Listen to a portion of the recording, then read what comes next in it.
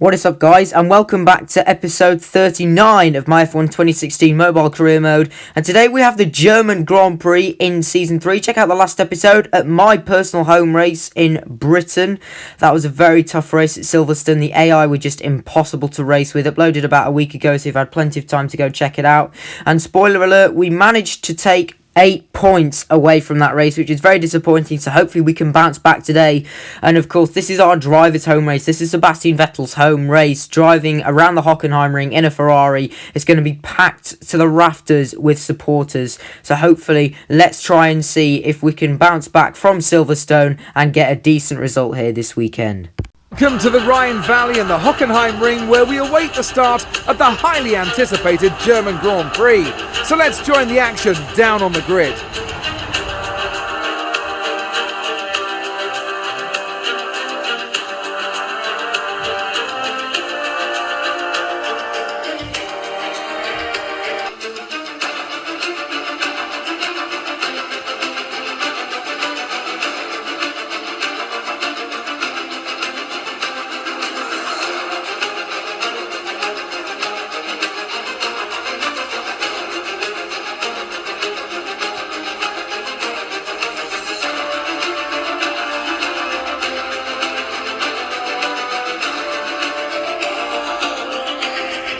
So here we are then, back on pole position for Sebastian Vettel's home race here at the German Grand Prix. For the first time since Russia, actually, all the way back in round 5. What a lifetime ago that seems, when Esteban Gutierrez won that race.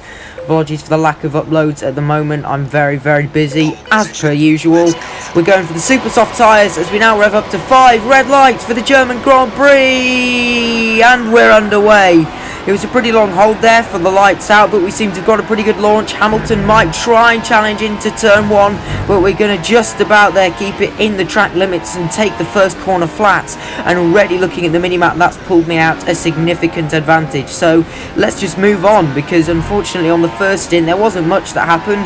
We're now all the way on lap number 6, and I'm going to pit. The two Mercedes have been squabbling a bit behind. However, overall they have been able to catch me up. So that was literally all that happened on the first stint. I apologise for that. We're going to go for the medium tyres now.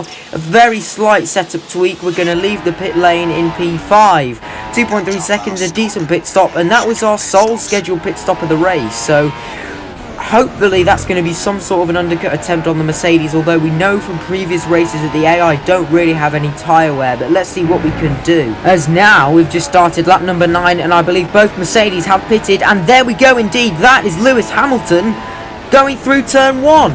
I was ahead of the Mercedes, although it wasn't by much. It was sort of 1.92 seconds, I think. But the fact that the AI have got no tyre wear means they can extend 2 laps longer on a tyre that's supposed to last 7 laps, go 9 laps, and then have a 4.2 second lead after making their pit stop. That just seems incredulous. This is now a lap later, and thankfully some saving grace for me is the fact that lap cars are now really starting to get in the way. Look, I'm really catching up to Hamilton now. This is a lap car. This is Kevin Magnussen. Whoa, K-Mag, get out of the way, please. I seem to remember when we were driving as Verstappen in Season 2, when we won here last year, there were still lots of lap cars that were a problem, but now we've reduced the deficit to the Britain to only a second, and we've got Verstappen sort of 3 seconds behind us, speak of the devil. So we're now following Hamilton through the tight and twisty final sector. Hopefully in the first sector, especially through turn 1, I would like to think is one area where I am strong, although it seems Hamilton's really driven away out of the last corner there. So we're going to cross the line now to start lap number 11, 1.9 seconds, so Hamilton gained an extra sort of 9 tenths, sorry, I should say, as I'm getting distracted by the battle that's going on up the road. We're going to absolutely send it down the inside of both Mercedes. We go way too deep, outbrake myself, just as Perez did on signs at the Miami Grand Prix in real life. Thankfully, though, we managed to get Hamilton. He was scrapping away with the lap car of Jolyon Palmer, the second Renault, although Rosberg managed to cut back and stay in front. He's got a lead of a second now, but he brakes really early, and we're going to send it again. We're going to make contact with Nico, but that, out of nowhere, is now the lead of the German Grand Prix. Hamilton and Verstappen are now battling, and I appreciate it probably was quite an aggressive move, but I never knew if there was going to be another chance to get past the AI, as we're now just watching me overtake some lap cars.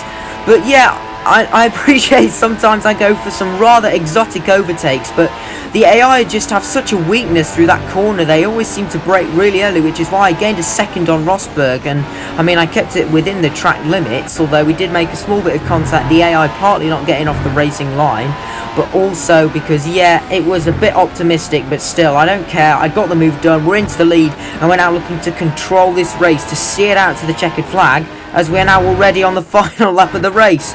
We're 5 minutes into the video and finishing a 17-lap race. I'm very sorry to tell you guys, this was a deathly dull Grand Prix, but nevertheless, Sebastian Vettel enters the final two corners in a Ferrari. The crowd go wild as Sebastian Vettel will win his home race and take victory in Germany for Ferrari. That is going to be a massive crowd pleaser from pole to victory. There's your final results from the German Grand Prix. We beat Lewis Hamilton by 4.5 seconds. Then behind him came his Mercedes teammate Nico Rosberg. Mercedes looked much more on the pace again this weekend, much more, as you would expect, the old normality resuming. Verstappen and Ricciardo, decent points for Red Bull. Raikkonen still gets P8, which is great considering we're still really trying to secure out this Constructors' Championship. I can only do so much. I need my teammate to score as well. In the Drivers' Championship, I still have a pretty significant lead heading into Spa next time out. 91 points now ahead of Rosberg, who's still only 4 points ahead of Raikkonen, so we're keeping the pressure on. Hamilton now climbs to P5 with another podium here this weekend. He's starting to find form, although it's probably way too little too late for the Briton, who's only found this form with already over half the season gone.